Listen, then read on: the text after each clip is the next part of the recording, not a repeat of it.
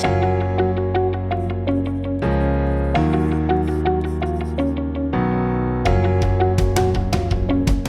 this is Wayne Zell, host of Blueprint for Wealth, a podcast that's designed to help you realize your personal dreams of wealth and freedom, and it features special guests and educational moments. Today, my special guest is my dear friend, longtime friend, and colleague, David Wexler. Welcome to the show, David. Thank you. It's a pleasure to be here. I'm flattered that you asked. I will show the listeners why I asked you, because you are an expert, among other things, in life insurance. And so we're going to talk a lot about life insurance, the life insurance industry, but first a little bit about David. David is an accomplished Renaissance man. So he sings, he plays guitar, but he's also a chartered life underwriter. He's been that for many, many years. And he's also a chartered financial consultant and an accredited estate planner. All of those monikers mean that he's really, really familiar with the use of life insurance, not only in terms of business planning, but also estate planning. And he's a principal at Greenberg, Wexler Eig, which is an M Financial Group member firm in Bethesda, Maryland. David, what is M Financial? Well, for the lack of a better description, it's a buying consortium. It's 150 independently owned entrepreneurial financial services firms that are serving the nation's largest businesses and wealthiest families, providing either executive benefits, estate planning strategies, succession strategies. If we were an insurance company, we'd probably be amongst the largest insurance companies in the nation. As a small business, we do a very nice amount of revenue, but as a consortium, we do almost $2 billion of new insurance premium. And what that does is it gives us clout in the marketplace and allows us to negotiate for things that we couldn't negotiate for on our own, including things like underwriting concessions, services, and things that are seamless to our clients, but are very important to us in terms of the delivery of product and services. The life insurance product has been an important component of my practice as an estate planner and a business planner. And what I was hoping you could do is give me 3 important uses of life insurance for entrepreneurs and businesses today. What do you see as being the most important uses of life insurance in business for entrepreneurs? So some of it just depends upon how the business is structured and what the long-term succession of the business is. So, for example, if we're working with an entrepreneur and they're the sole owner of the business, the question as part of the succession arrangement is what is going to happen to that business, God forbid something happens to you. Right. So there's a lot of planning that can go around with this, but my particular specialty of this is how do you fund the plan? So frequently with single owners of businesses where we're looking to put into a strategy that will design the succession of that business, which will involve keeping key employees engaged, potentially finding a buyer for that business, working out a buyout. Frequently, we will put some amount of key person life insurance in the business, where the business is the owner and the beneficiary of that. Now, what we usually engage our entrepreneurs to do is to use this cash as a form of something we call a stay bonus.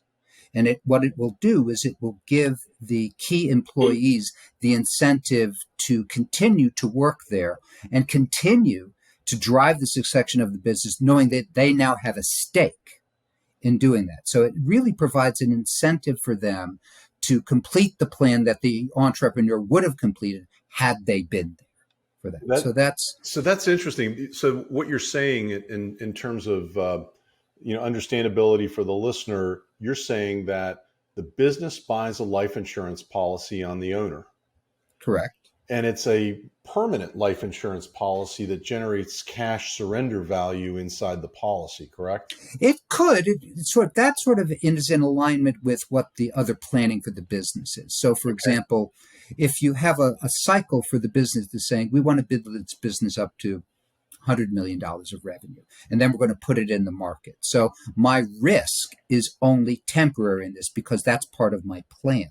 Right. Then maybe a temporary policy would work for something like that. However, if I'm dealing with family businesses where there's a likelihood that some child or grandchild, niece, nephew, cousin will succeed in this business, but the sole owner of the business happens to be at the generation above that, permanent life insurance probably would make more sense in terms of the delivery of the dollars so that you can incent non-family executives to stay with the next generation so that they have a stake in the business without necessarily giving them ownership in the business. Now, if you have a company-owned life insurance policy and Mm-hmm. you've got a sole owner of the company, isn't Mm-hmm. it true that the insurance proceeds will be included in the owner's estate as part of the value of the company? Well, that's possible. I mean, it sort of depends upon how you structure it. Right. So for example, this is going to go to my sort of next point with this, is oftentimes when we're dealing with entrepreneurs, there may be multiple stakeholders. There may be partners, there may be other investors, there may be things like that. If you know that if you structure a buy-sell arrangement between shareholders or owners of a business in such a way that it obligates the business to buy the stock from the decedent of Right. that, then that is serving a business purpose and doesn't necessarily inflate the value of the business because there's a liability on the other end of it in order to be able to do that. So it all depends on the circumstances and the structure. If you structure it correctly, the proceeds won't necessarily inflate the value of the business. And then there's other planning circumstances with that. So for example, let's say your client is married and the business is going to be in their revocable trust and it would qualify for the unlimited marital deduction. Yes, the value would increase by value of that, but would there be a tax on that? No, because it would qualify for the marital deduction. So the answer to that is it's multifactorial. It's all sort of circumstance driven. All right. So key man insurance is one technique. Give me Mm-hmm. a couple more important techniques for the entrepreneur business owner that they need to have life insurance for.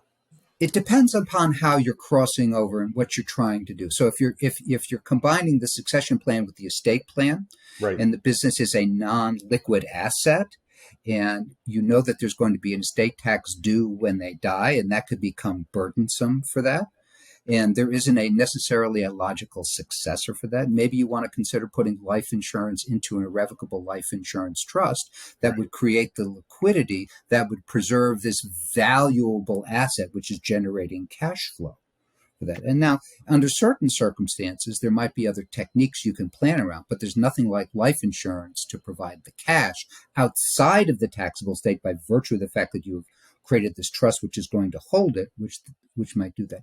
The other thing we see life insurance playing a very valuable asset is we find that entrepreneurs are usually make the mistake of giving stock to people that shouldn't own stock. It says, I like you. I'm going to give you some stock in my company. And then they become minority shareholders. And then they get a voice in the vote and it makes everybody very unhappy. Right. So to the extent that you can create alignment between key employees and owners by not necessarily giving them an interest in the business, but giving them participation in the upside through some sort of phantom stock arrangement, like either a phantom stock plan, a stock appreciation rights plan, or some sort of bonus arrangement, that can be a very creative technique in order to create that sort of alignment. Because all employees really want, because they're not entrepreneurial, is financial security in exchange for a career commitment. If you're going to create, however, some sort of stock-based plan, synthetic equity, if you will, what you're doing is you're creating this emerging liability on the books of the company. And the question is going to become is how do you ultimately finance that without selling the business? That's right. If you have a long enough runway with this, life insurance, because of its unique tax treatment, can be a valuable asset in terms of financing that emerging asset. It's another form of key person life insurance, but it's not on the owner, it's on the key employees. Right. And it secures the promise, so to speak. So that's a very and it can valuable vest over time. You can have it absolutely. so that it's really a golden handcuff, a way It's of really a keeping golden handcuff. the employee incentivized to stay with the business. So those are Yes, some really good examples. Thank you. I sure. would love to hear one creative story about how you used life insurance to save one of your clients millions of dollars. Do you have anything like that in your quiver? We have had many instances where we have had unfortunate circumstances where we have delivered very, very large checks to people. So we had an entrepreneur who started with a small health insurance company. Ultimately, it got to be a very large health insurance company. Ultimately, it went public, and they participated in all the things we talked about. There was key person insurance, there was deferred compensation arrangements, something like that. Mm-hmm. But the way we saved millions of dollars for this person is ultimately when the business got sold and they had the value realizing event, and now they had an estate tax circumstance. We had put in something called a split dollar arrangement. And under this split dollar arrangement, we created an irrevocable life insurance trust. The business ultimately financed this irrevocable life insurance trust. Ultimately, the business was paid back through the value in the policy. The person died and had all of these millions of dollars in place to finance the estate tax. So that we did this because the stock, when it got transferred, ultimately was restricted. And so even though it was a publicly traded event, it was still not a liquid event. So this insurance protected the asset, and it was all financed by the company. So it was a small investment on their part that ultimately netted millions of dollars for the family. Great story. That is a classic use of how life insurance can really provide liquidity to the family to defray the estate tax or minimize the impact of the estate tax on an illiquid asset, an asset that was restricted. It couldn't be sold or transferred. So the next question I have is shifting a little bit. We've been seeing a resurgence of something called private placement life insurance, both onshore and offshore.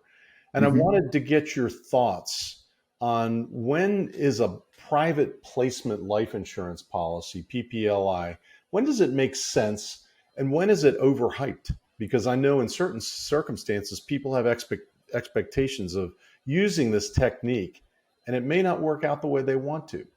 Okay. Well, before we get started, let's sort of define our terms, Right. because I think this is an important part of understanding the way this works.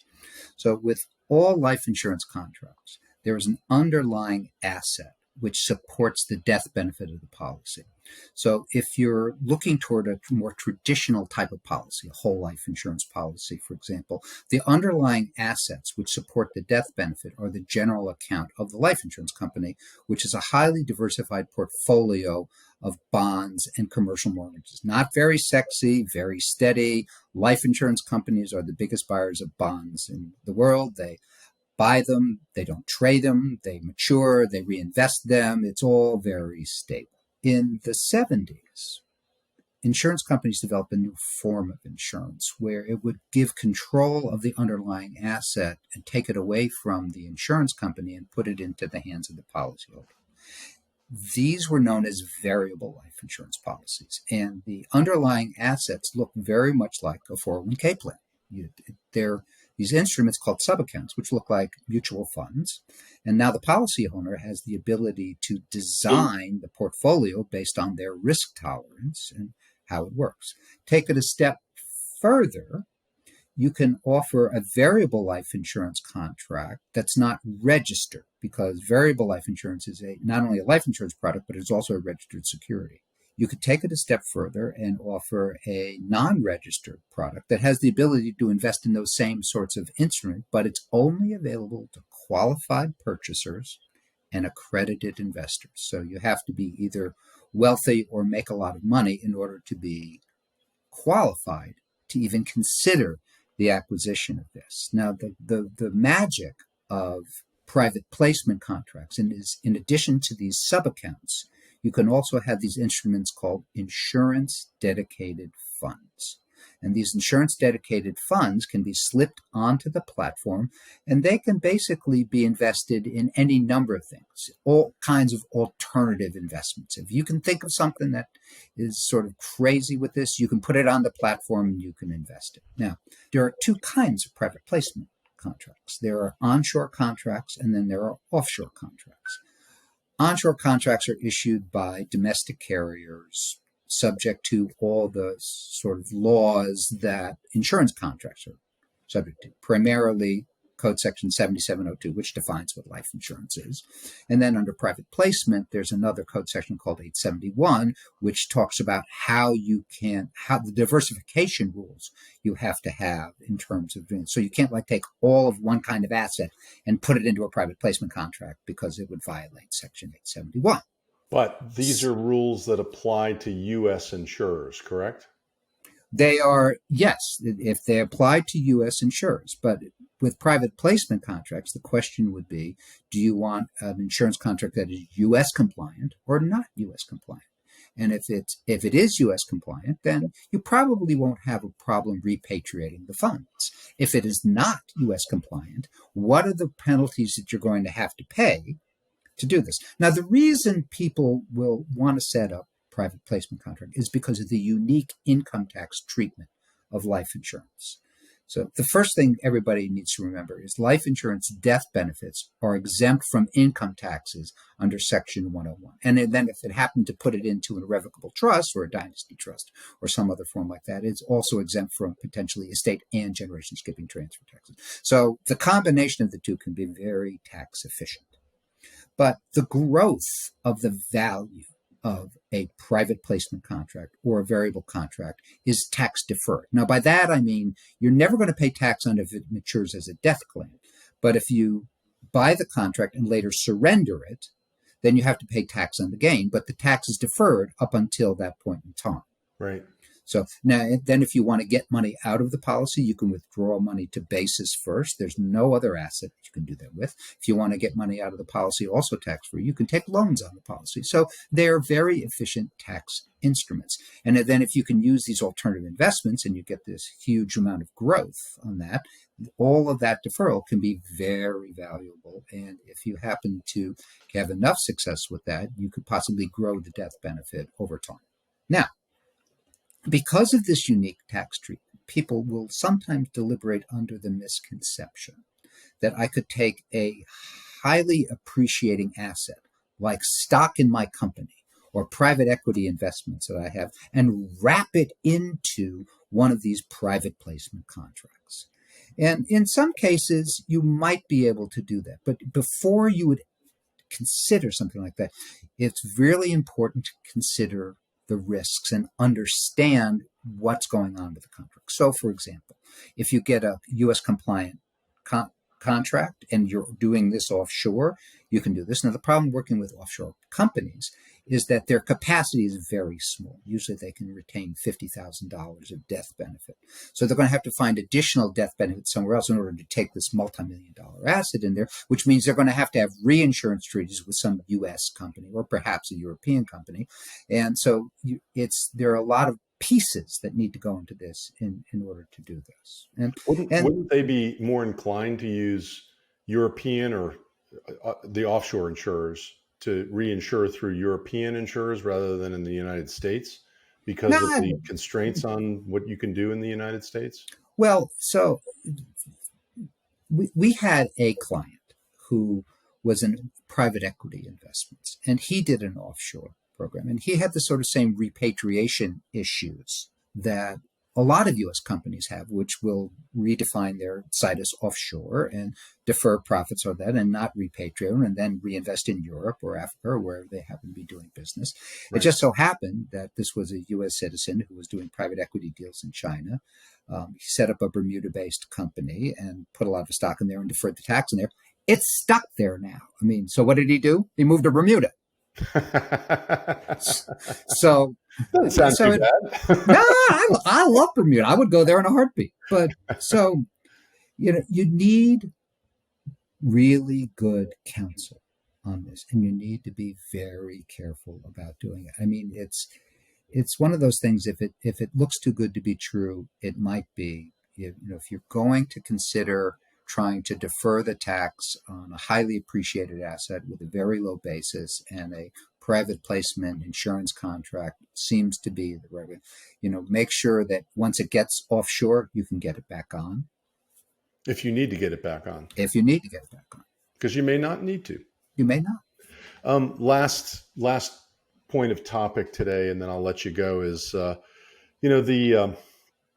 future of the life insurance industry is, everybody's raised questions, about how long will life insurance get this favored treatment. And as you know, a couple of years ago, the House Ways and Means Committee tried to go after the life insurance industry and every other estate plan. Oh, it's always on somebody's list. So. Oh, it was almost, it seemed like it was going to go away. But then I have some good clients who are very involved in the lobbying on that industry, and they said it'll never go away. And so my question to you is, when people are evaluating life insurance and using it as a technique to minimize estate tax and minimize income tax, is it a viable technique into the foreseeable future? Are there any fears among your colleagues that this has been good for so long, but its utility has come to an end? There's an end in sight. What are you hearing? What do you see in the industry? It's always on somebody's list, and I think it's always on somebody's list because they really don't understand the fundamentals of this. And I'm going to tell you something which you probably have never thought about, but it's one of the reasons why it's highly unlikely that it will ever become an issue. So most people think of insurance having an investment component and a death benefit component, and that if you cash in the policy, that you're going to pay tax, and that growth should be taxed as you go.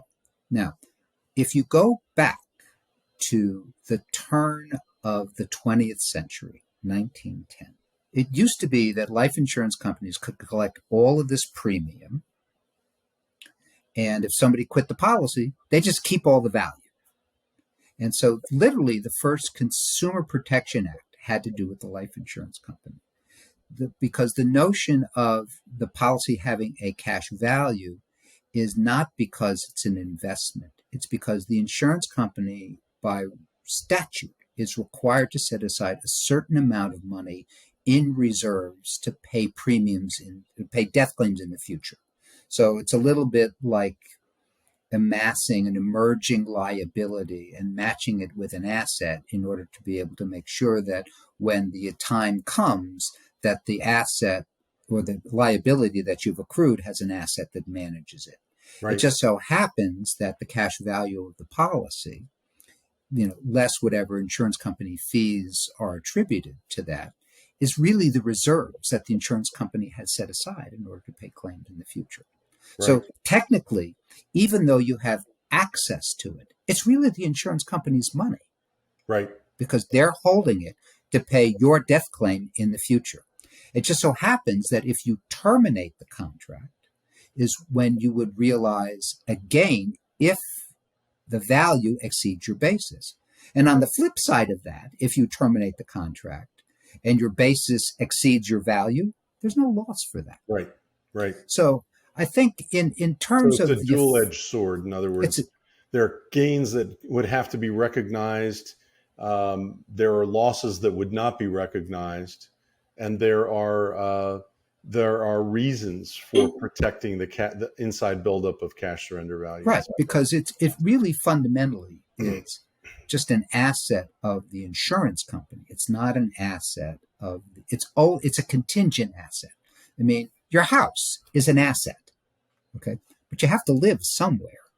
Yeah, and right? We don't own the insurance company unless it's a mutual insurance company, right? So right. we don't have ownership of the entity that owns all those assets that back up all those liabilities, which are the need to pay off the insurance at somebody's death. Right. So if you start taxing either the insurance company or the consumer for the buildup of that value, which is really designed to be a reserve in order to pay future claims, you're putting the viability of the entire system at risk. And when you consider the fact that probably 95% of the insurance that's sold is for the purpose of providing financial security for families, or funding some liability, or protecting the value of a business, or something like that, where the unthinkable happens. Then you can see where it makes sense not to tax that, and it's really a fundamental misunderstanding on the behalf of legislatures who are always looking to raise revenue. Well, that was an excellent explanation, and therefore we're going to retain this recording and put it out on the internet so that millions and millions of people understand why it's very important not only to get life insurance, but why it needs to be protected in our system today. So thank you. Excellent. I am so happy about that. David Wexler, thank you for being a special guest on Blueprint for Wealth. We really appreciate it. It's my pleasure. Like I said, I'm very flattered that you asked. I hope this is helpful. Thanks for tuning in to Blueprint for Wealth, and we hope you tune in next time for another special guest and educational moment on Blueprint for Wealth. Have a great week.